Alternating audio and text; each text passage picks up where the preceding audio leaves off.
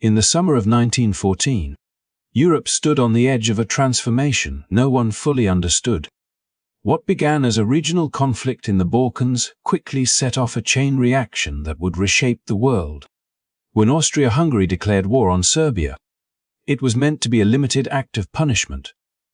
Instead, it became the spark that ignited a much larger crisis, one driven not by a single decision, but by fear, alliances, and momentum. Russia moved first, mobilizing its vast army to protect Serbia, believing it could not afford to lose influence in the region. Germany, bound by its commitments to Austria-Hungary, interpreted Russian mobilization as a direct threat. France, tied to Russia through alliance, prepared for the possibility of war. Britain, still hoping to preserve peace, watched carefully as diplomatic messages crossed Europe, but with every passing hour, the chances of stopping the crisis grew smaller. What made this moment so dangerous was not just the tension between nations, but the speed at which events unfolded. Mobilization plans, railway schedules, and military doctrines turned political disagreements into irreversible actions. Leaders who hoped to delay or negotiate found themselves trapped by systems designed for war, not restraint. Within days, Europe was no longer deciding whether to fight, it was preparing to do so. This is the story of how a single declaration of war triggered a collapse of diplomacy and pulled the world's most powerful nations into a conflict they believed would be short, controlled, and decisive. They were wrong. If you are interested in understanding how history's most devastating wars truly begin not with sudden chaos, but with calculated decisions and hidden assumptions, make sure to like this video and subscribe to the channel. Stay with us, because what followed the July crisis would change warfare, politics, and human history forever. As Europe drifted from tension into open confrontation, there was still a brief moment when war seemed avoidable. Following the shock of Austria-Hungary's declaration against Serbia and the rapid reactions it triggered across the continent, the fate of millions appeared to rest not on battlefields, but on written words sent across borders. In the final days of peace, diplomacy did not vanish in silence. It spoke urgently, personally, and with a sense of shared responsibility, yet it was already struggling to keep pace with events it could no longer control. At the center of this effort were two monarchs bound by family ties as well as by power, Tsar Nicholas I of Russia and Kaiser Wilhelm I of Germany. As armies began to stir and railway schedules were quietly activated, the two men exchanged a series of private telegrams, appealing to one another not as rivals, but as relatives trying to prevent catastrophe. Nicholas warned that Russian mobilization was a defensive measure, taken under pressure and fear rather than hostility, while Wilhelm assured him that he would use his influence to restrain Austria-Hungary. For a brief moment, it seemed possible that personal trust might succeed where formal diplomacy had failed. But beneath these messages lay a dangerous contradiction. Even as the telegrams crossed Europe, the machinery of modern warfare was already moving. Mobilization was not a simple political gesture that could be paused or reversed at will. It was a tightly organized process involving millions of men, thousands of trains, and schedules planned years in advance. Once initiated, stopping it risked chaos, vulnerability, and the fear of falling behind a potential enemy. Each state believed that hesitation could prove fatal, and that acting quickly was the only rational choice. This created a tragic imbalance between intention and action. Political leaders spoke the language of restraint, but military planners spoke the language of necessity. In Germany, generals warned that any delay would shatter carefully constructed strategies designed to avoid a prolonged struggle. In Russia, officials feared that partial measures would leave their forces exposed if conflict became unavoidable. What had begun as precautionary steps were now interpreted by others as preparations for attack. and each new movement reinforced the belief that the opposing side had already chosen war. The personal appeals between Nicholas and Wilhelm, sincere as they may have been, were ultimately powerless against this logic. Their messages arrived too slowly, and their authority too late, to halt processes that no longer answered to diplomacy alone. Even attempts to clarify intentions only deepened suspicion, as every assurance of peace was accompanied by reports of further mobilization. Trust eroded not because of words spoken, but because of actions taken in parallel.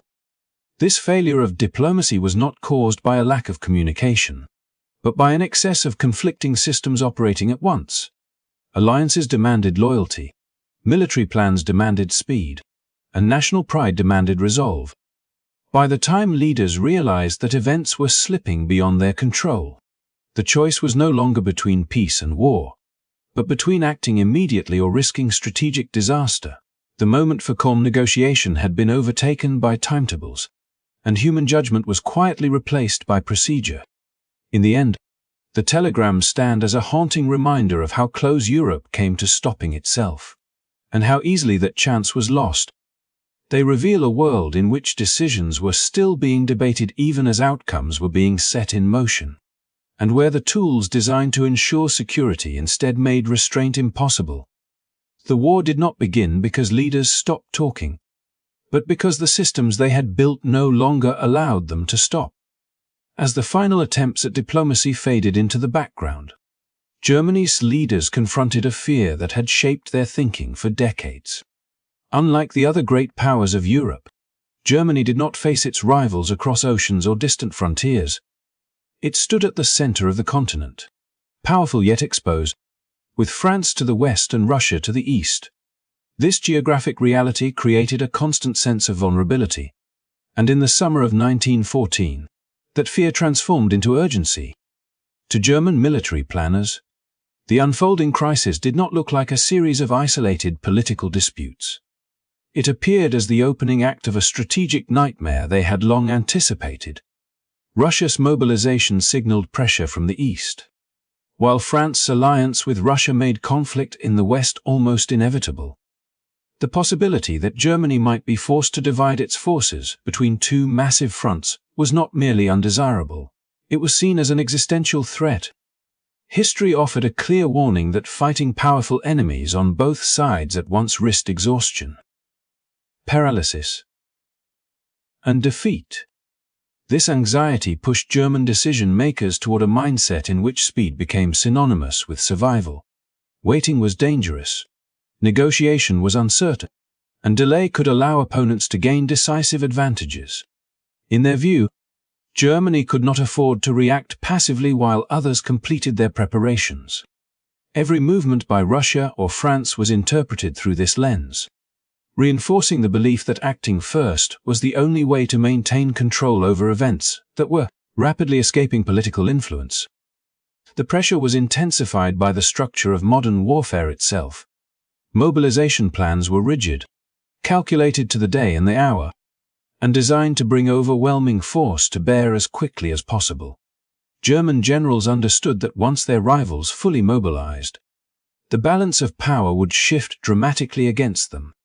Russia's vast manpower and France's determination to reclaim lost prestige combined into a scenario that, if allowed to mature, could overwhelm Germany through sheer scale. The fear was not only of immediate defeat, but of a long war of attrition that Germany believed it could not sustain. This strategic outlook shaped every major decision made in Berlin during those crucial days. Political caution increasingly gave way to military logic, and the idea of restraint came to be seen as a gamble rather than a virtue. Even leaders who hesitated were reminded that hesitation itself carried risks. In a system built on anticipation and counter-moves, choosing not to act was interpreted as surrendering the initiative. The goal was no longer to avoid conflict entirely, but to control the terms under which it would be fought. Yet this urgency carried a hidden cost. By focusing so intensely on the danger of a two-front war, German planners narrowed their vision of what was possible.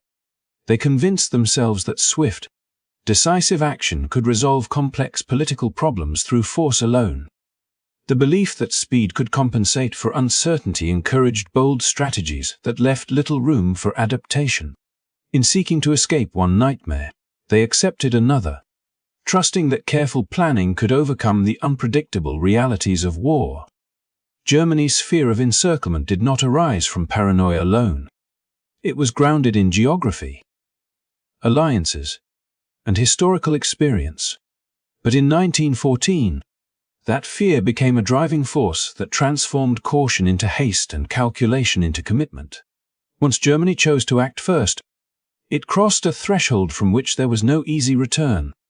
The attempt to avoid a two-front war would ultimately lock the country into exactly that fate, revealing how fear, when allowed to dictate strategy, can shape events in ways no one intended.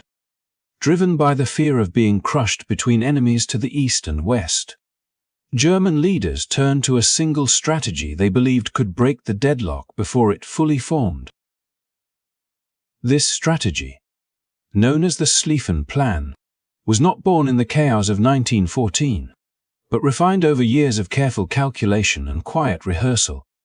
It was designed as an answer to Germany's most persistent anxiety: how to fight a major war without being slowly exhausted by it. In theory, the plan promised clarity and control in a moment when uncertainty seemed overwhelming. The logic behind the plan was deceptively simple. France, smaller and more concentrated than Russia, was expected to be defeated first. By striking swiftly in the west, Germany hoped to remove one opponent from the war before turning its full strength eastward. Speed was everything. Every timetable, railway route, and marching order was built around the assumption that France could be forced out of the conflict within a matter of weeks. Once that was achieved, German forces would be free to face Russia, whose vast size was believed to make rapid mobilization impossible. Yet the path chosen to achieve this goal revealed both the ambition and the risk at the heart of the plan. Rather than attacking directly across the heavily fortified Franco-German border, German forces were to sweep northward through neutral Belgium, bypassing the strongest defenses and advancing into northern France from an unexpected direction. This wide-arcing movement was intended to envelop French armies and place Paris under immediate threat, forcing a swift decision before a prolonged struggle could take hold. On paper, it was elegant, decisive, and ruthless in its efficiency. What made the Schlieffen Plan so compelling to German commanders was not only its promise of victory, but its apparent inevitability. Given the mobilization of Russia and the certainty of French involvement, many in Berlin believed that any alternative would lead to the very two-front war they feared most. The plan became more than a military option. It was treated as a necessity. Once mobilization began, the logic of the plan dictated action, leaving little room for political hesitation or diplomatic adjustment. At the same time, the plan rested on a series of assumptions that reflected the confidence of a generation raised on rapid victories. It assumed that Belgian resistance would be minimal, that international reactions could be managed, and that French forces would collapse under the pressure of a sudden and massive advance. Above all, it assumed that war itself could be controlled by schedules and calculations, as if human will and chance could be measured with the same precision as railway timetables. As the crisis deepened, these assumptions hardened into conviction. German leaders convinced themselves that delay would only make their situation worse, while decisive action offered at least the possibility of shaping events on their own terms. The Schlieffen Plan thus became the mechanism through which fear was transformed into movement. Trains began to roll, units marched toward their positions, and the abstract lines drawn on maps started to become reality on the ground. Yet embedded within the plan was a quiet contradiction. In seeking to end the war quickly, it expanded the conflict geographically and politically. By passing through neutral territory, Germany risked drawing additional powers into the struggle, undermining the very goal of containment that the plan was meant to achieve. What appeared as a bold solution to strategic encirclement also carried the seeds of escalation. The Schlieffen Plan was, in essence, a gamble born of necessity and confidence in equal measure. It reflected a belief that speed could overcome complexity, and that decisive force could resolve deep-rooted political tensions. As Germany committed itself to this path, the distinction between strategy and destiny began to blur. The plan promised a quick victory, but in doing so, it set in motion events that would test not only Germany's calculations, but the limits of planning itself in the face of an unpredictable war. As the Schlieffen Plan moved from theory into action, the difference between careful calculation and lived reality became impossible to ignore. The strategy had been constructed on a set of assumptions that appeared reasonable in the calm of planning rooms. Yet each of them began to unravel the moment events unfolded on the ground. What had once looked like a precise solution to Germany's strategic dilemma now faced forces that refused to behave as expected. The first shock came in Belgium. German planners had treated Belgian neutrality as an obstacle that could be brushed aside with minimal resistance, assuming that the country's small army would offer little more than symbolic opposition. Instead, Belgian forces responded with determination, defending their territory not as a formality, but as a matter of national survival. Fortified cities delayed the advance, bridges were destroyed, and every unexpected pause disrupted the tightly organized schedule on which the entire plan depended. Time, the most precious element of the strategy, began to slip away. These delays had consequences far beyond the battlefield. The assumption that Belgium would yield quickly had shaped the pace of the entire campaign, and when that assumption proved wrong, the ripple effects were immediate. Troops arrived late at their next objectives. Supply lines stretched under pressure, and coordination between units became increasingly difficult. What had been designed as a smooth, sweeping movement turned into a series of adjustments made under growing strain, each one eroding the sense of control that had defined the plan from the start. At the same time, developments in the East challenged another foundational belief. German commanders had expected Russia to mobilize slowly, constrained by its vast distances and limited infrastructure. This expectation allowed them to concentrate most of their forces in the West, confident that they would have time to respond once France had been dealt with. Yet Russia moved faster than anticipated. Early mobilization signaled that the Eastern Front could not be safely ignored, introducing a sense of urgency and anxiety that the plan had been meant to eliminate. The faster Russian response forced German leaders into difficult choices.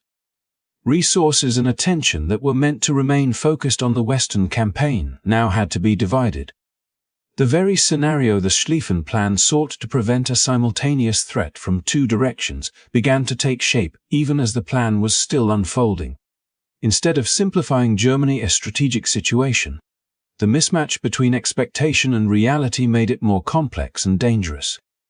Perhaps the most far-reaching assumption concerned Britain. German planners hoped that Britain would remain neutral, either unwilling or unable to intervene decisively in a continental conflict. This belief underestimated the political and moral weight Britain attached to the neutrality of Belgium, as well as its broader interest in maintaining the balance of power in Europe. When German forces crossed Belgian borders, the issue ceased to be abstract. Britain's decision to enter the war transformed a regional struggle into a far wider confrontation, bringing new resources, naval power, and global reach into the conflict. Together, these miscalculations exposed the limits of planning in an environment shaped by human resolve and political consequence. The Schlieffen Plan had treated nations as predictable variables, assuming that smaller states would yield, larger ones would move slowly, and distant powers would remain detached.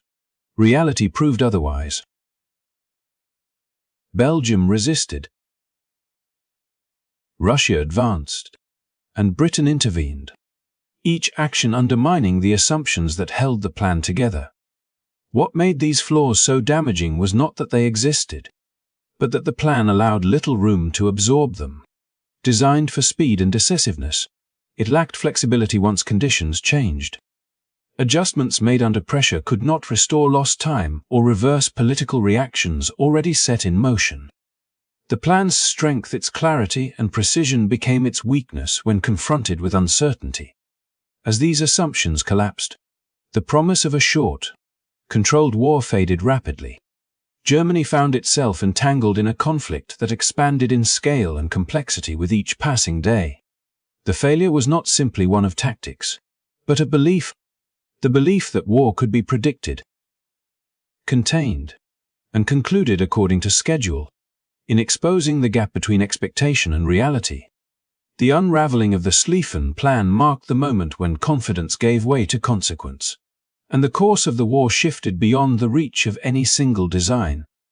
When German troops crossed into Belgium, a line was crossed that could not be undone. What had begun as a crisis centered on the Balkans, and then widened into a continental struggle, now took on a truly global dimension. Belgium was not merely a pathway on a map. It was a neutral state whose independence had been guaranteed by international agreement.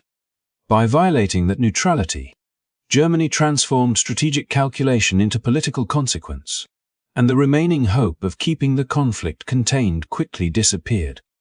Britain's response was decisive. For years, British leaders had tried to balance caution with commitment, hoping that diplomacy and distance might keep the nation out of a European war. Yet the invasion of Belgium changed the meaning of the crisis. It raised fundamental questions about trust, international law, and the future balance of power. Allowing a small neutral country to be overrun would signal that agreements could be ignored when inconvenient, and that no state's security was truly guaranteed. Faced with this reality, Britain chose to act, bringing its military strength, naval dominance, and global reach into the conflict. With Britain's entry, the war expanded far beyond the expectations of those who had first set it in motion. What had once seemed like a rapid campaign now stretched across continents and oceans.